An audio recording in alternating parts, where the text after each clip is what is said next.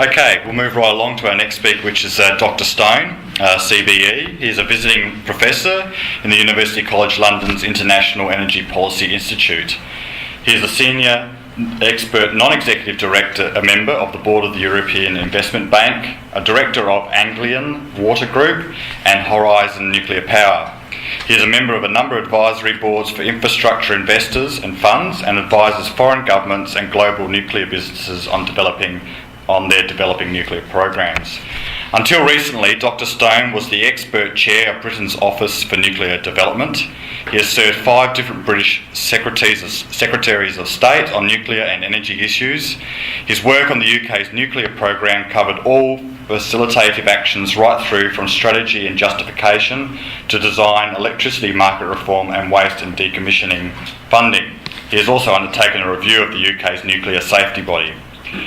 Dr Stone's esteemed career includes chairman and founder of KPMG's Global Infrastructure and Projects Group, director of SG Warburg in New York and London, and managing director of Chase Manhattan Bank in New York. Please welcome Dr Stone.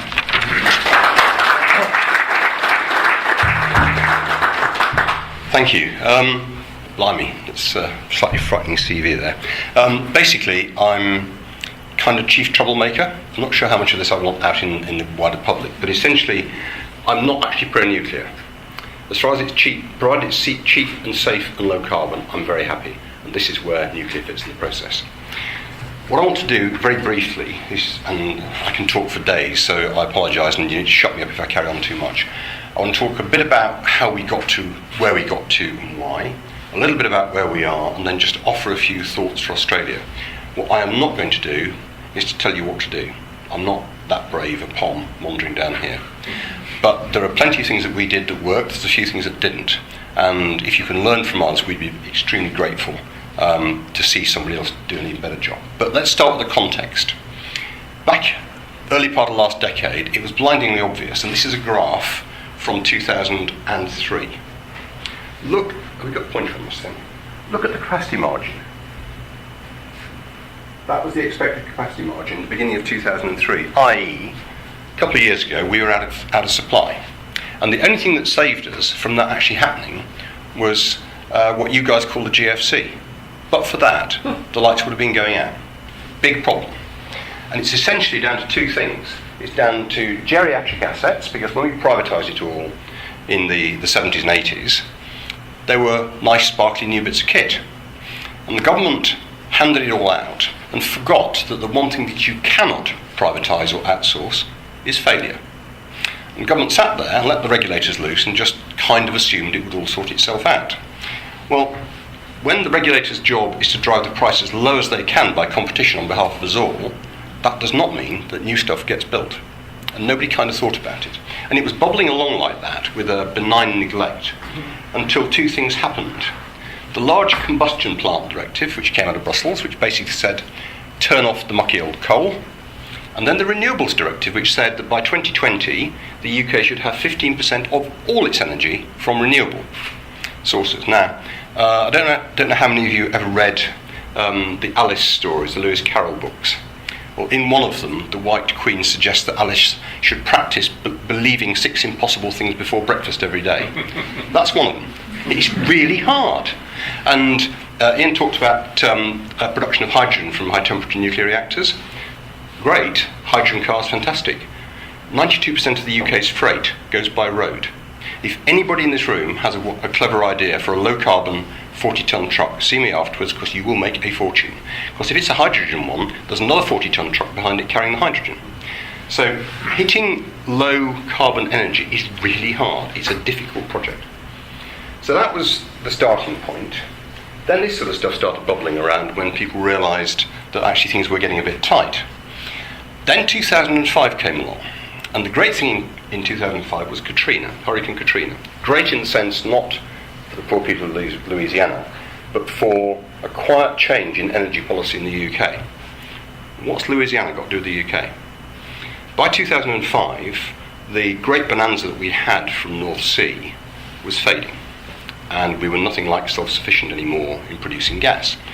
And in fact, we got it from, in large part, from one single pipe that went across to Belgium and wended its way up to Russia. bit scary even then. We had basically no gas storage. We had one little old field called Rough, which at that point was out of action because there'd been a fire and nobody had fixed it. And we had an LNG terminal at the Isle of Grain that was buying LNG like it was going out of style that winter, coming around the Middle East. Anyway, Louisiana gas production taken out by Katrina, and by January 2006, the LNG tankers were coming around the Bay of Biscay, phoning home and saying, what spot in London, what spot in Louisiana? And they started turning left. And as always happens, every year in the UK, end of January, early February, it is really cold. Certainly by your standards anyway, it's pretty cold by our standards. And a friend of mine on one of the trading desks reckoned that if 2 more tankers had turned left, we'd have been out of gas. The other point to go with that is, I like making digs at economists, because most economists these days seem to forget the context in which they operate. That pipe that went across to Russia, ultimately, at the end of January, price of gas in the UK was 173p a unit. Price on the other side of the channel was 65p a unit. So all economists just assumed the pipe was full. Well, it wasn't. It was never more than about 2/3 full. Why? Because there was no gas for sale, because it was all locked up on long-term contracts on that side. So that really brings me to the first point that you'll hear over and over again, which is people need to think about the how in all this, on all these big energy policy issues. How becomes a killer. So in the UK, we had, at that point, 16, we've now got 16 operating reactors at 9 different plants, 29 being decommissioned. We're a nuclear nation. Windscale in the mid-1950s, Calder Hall as it was probably called, was the first commercial unit. But that's the sort of, that's the Daily Telegraph, one of the better newspapers, and Matt is a pretty good cartoonist, but typical reaction. But that's the history we have. So nuclear for the UK isn't deep and scary. And in fact, for a lot of people, particularly those who live anywhere around these coastal areas, nuclear is a great source of jobs and they love it and they want more of it. So that was the context. And by the middle of the last decade, we'd had a couple of energy reviews. Ian was involved in one of the earlier ones, where nuclear at least got onto the paper, in pretty small fonts, but we got it in there.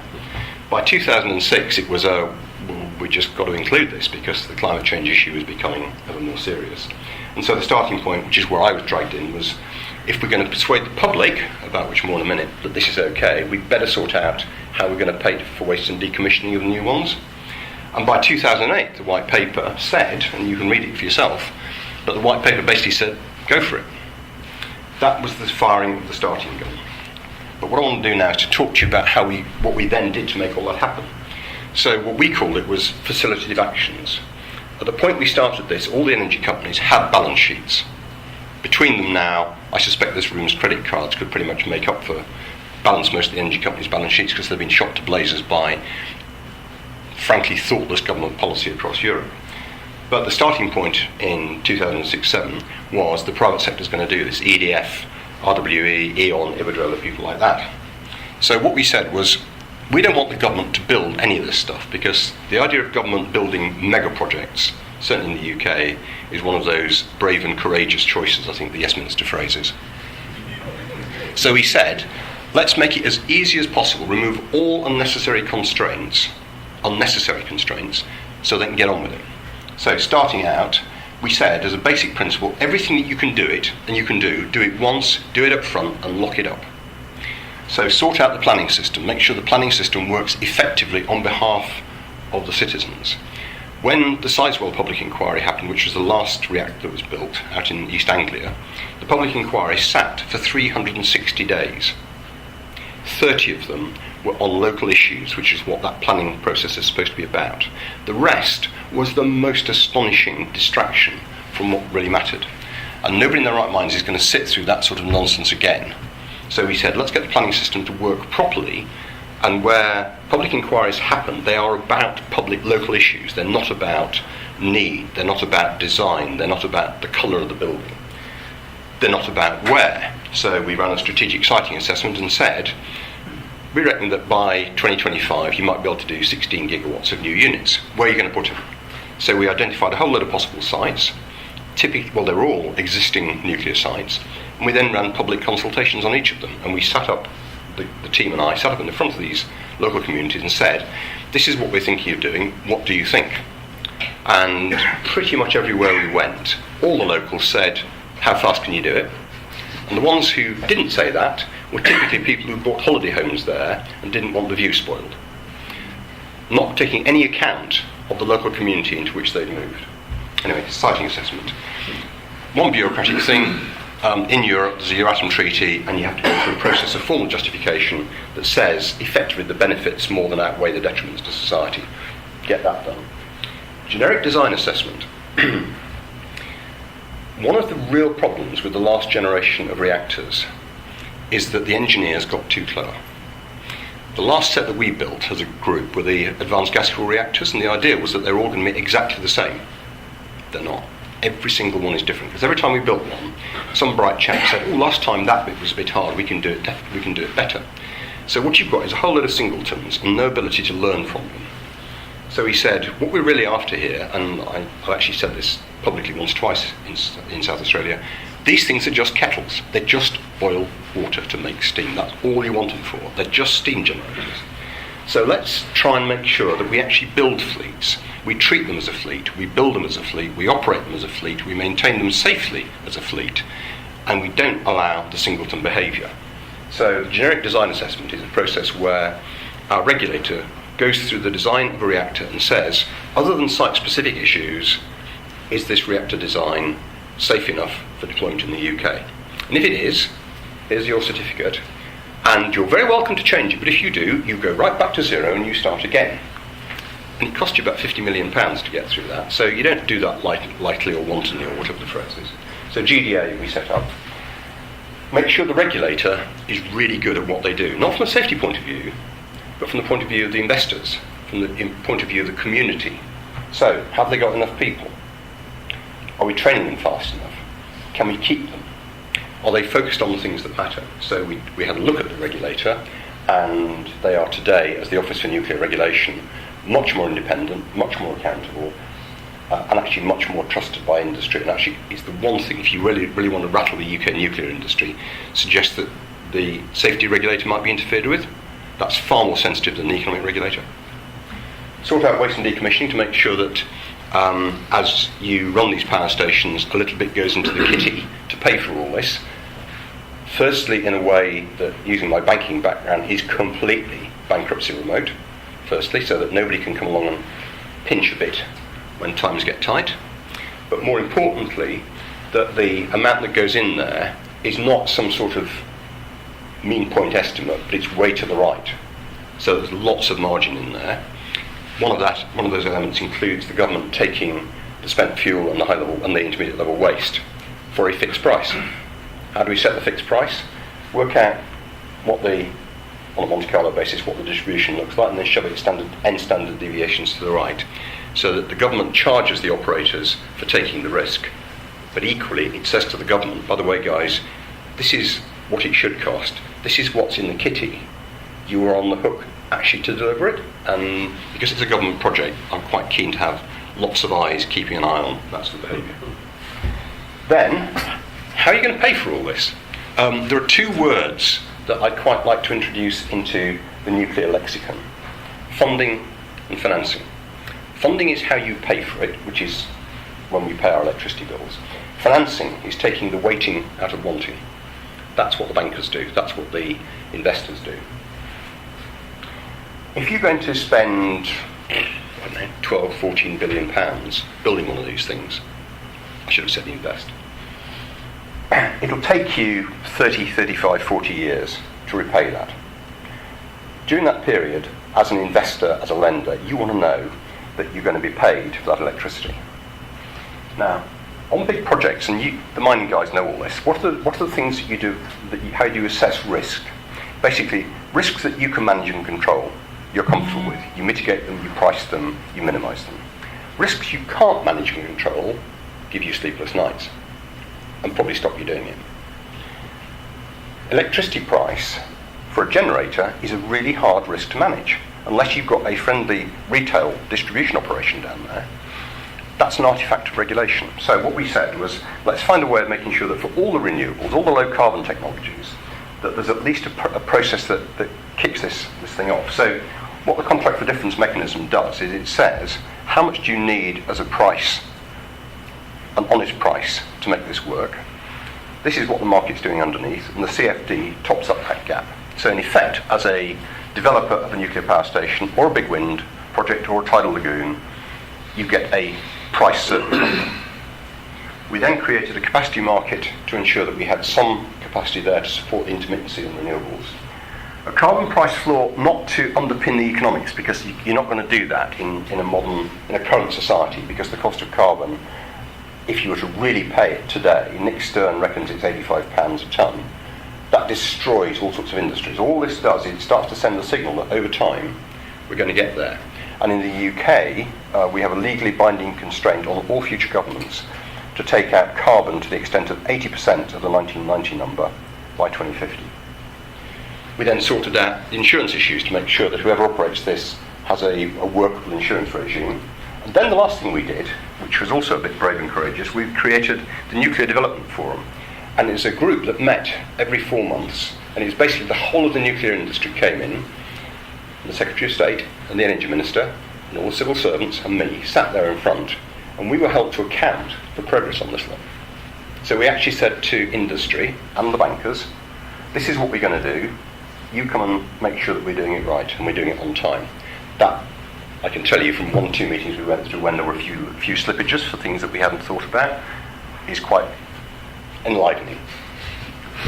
So, the other thing that we did was every single aspect of policy, new policy, was viewed through the perspective as, does it improve or maintain public trust and confidence? Because if it doesn't, don't do it. You only get one chance at this. This is a really important point here in South Australia. You now kick this process off. This is a once-in-a-generation discussion. If it goes wrong now, it's your kids who will have it next time round. It won't slip for an election period because people's memory for this stuff are long and it doesn't work. The second thing that we did was we said all the way through, we have to create trust and confidence in everybody involved in this. The engineers who want to become safety inspectors, the engineers who want to build nuclear power stations, the engineers and people who want to become operators. We have to create trust and confidence that they're making a bet with their careers that it's sensible. And the last one that's scary is this one.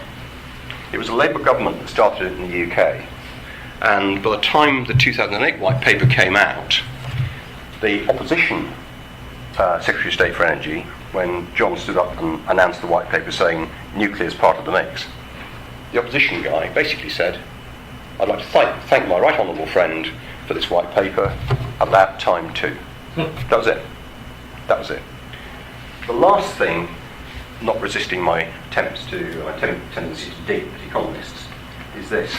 The pace and scale of what we're doing, because we've been hit by these big brick wall constraints, is unlike anything since the Industrial Revolution or maybe the Second World War.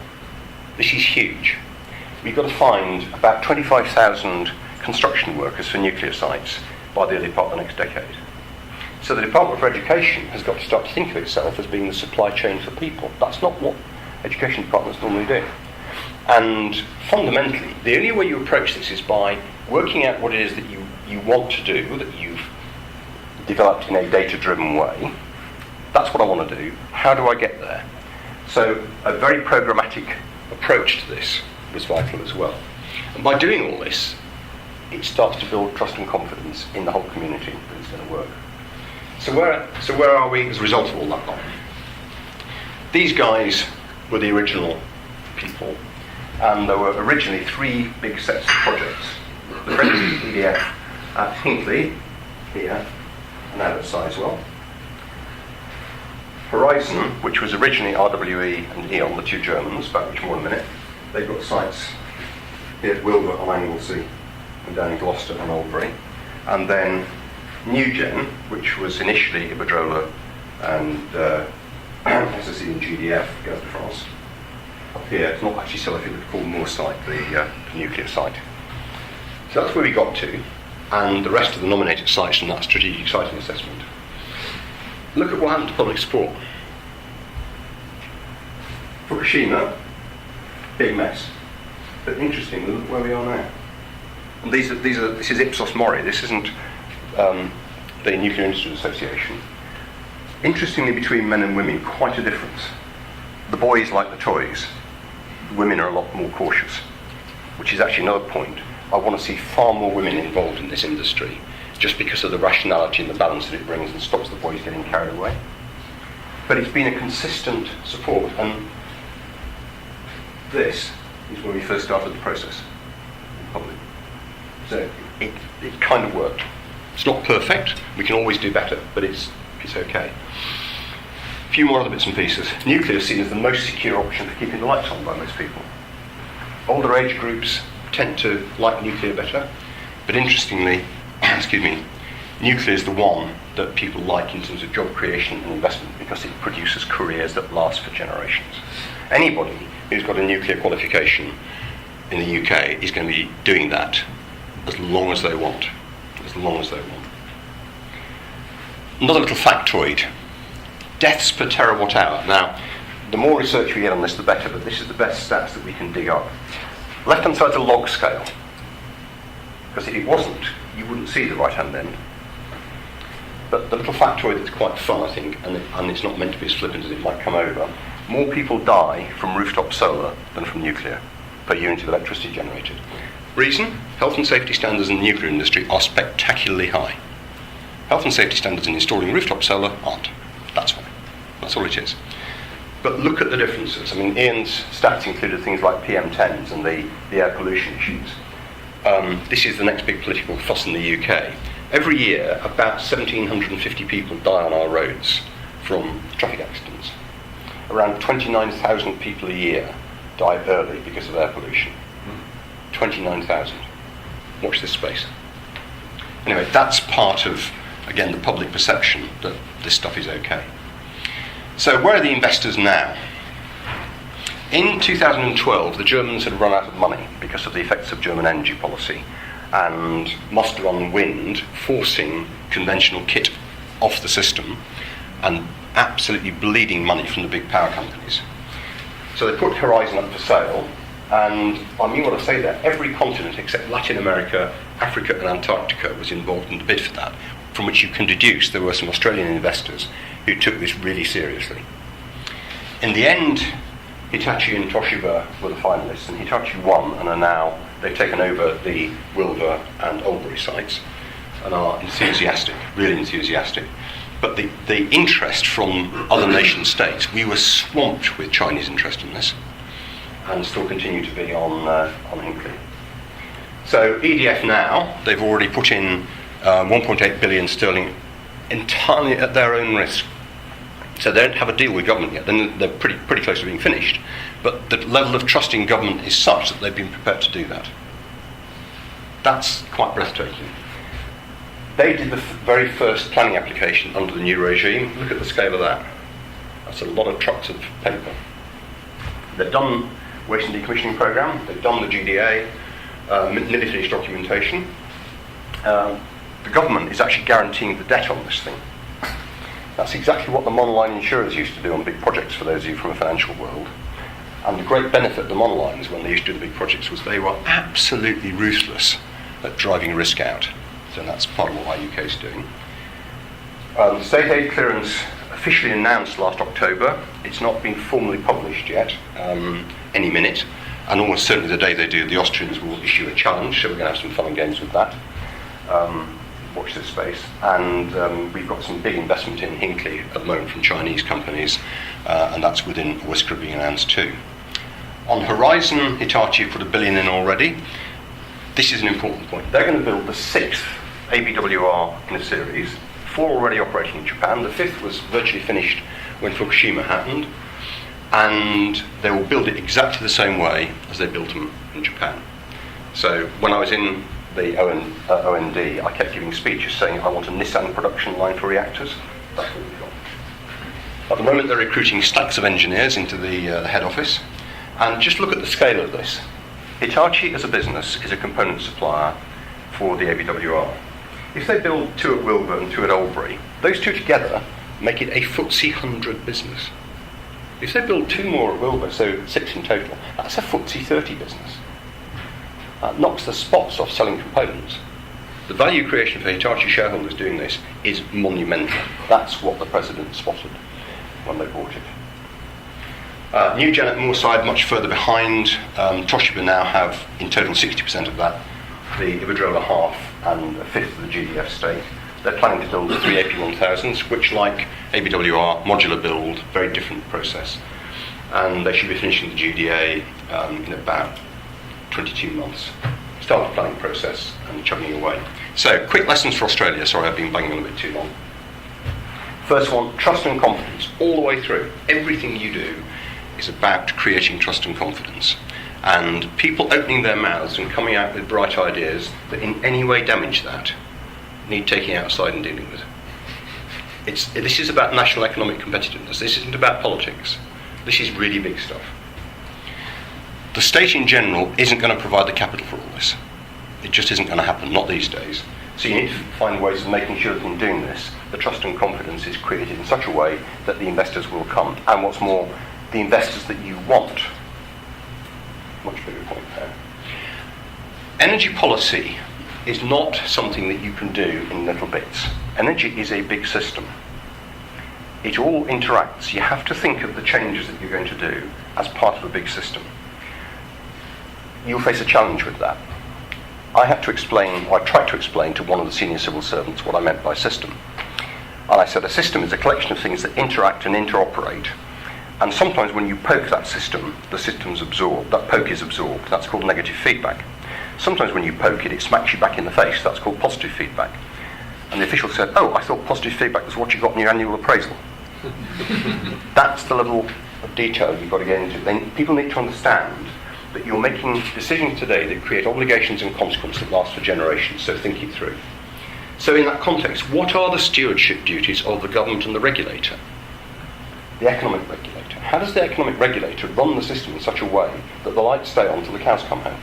Not what we're doing now, which is hugely wasteful, but get it right. What's the objective function for energy policy? It's national economic competitiveness. That's what you're doing on this scale. Because the world has changed. It isn't just gas or coal or oil. It's lots of choices. There's a real risk, from my perspective, of the Chinese coming along at some point and saying, we need to drive low carbon hard for the future of our society, because that's a very Chinese thing to do. What would you guys do? What would Australia do if they said, and by the way, as part of that, we want our trading partners to do the same? Just think about that late at night with a stiff drink. And actually, this pace and scale point, you're actually hitting the point where you have to realise that there are actual limits to conventional markets, and you can't just assume it all away. So a bit of clever thinking about what that actually means is quite important in this context, and not simply just to let people run away with financial models and economic bright ideas, but to think through the how are you going to do this. So there's a few little thinking points there which I'm not going to read out, but there are some really big issues that this opens up. And this is stuff that we really deduced through being on the receiving end of it all. But there's some big changes that need to be taken into account. And I want to leave just two quotes from clever people, much cleverer than me. Senator Moynihan, everyone is entitled to his own opinion, but not his own facts. And the second one from one of the great economists, one of the proper economists, when the facts change, I change my opinion. What do you do, sir? Thank you very much.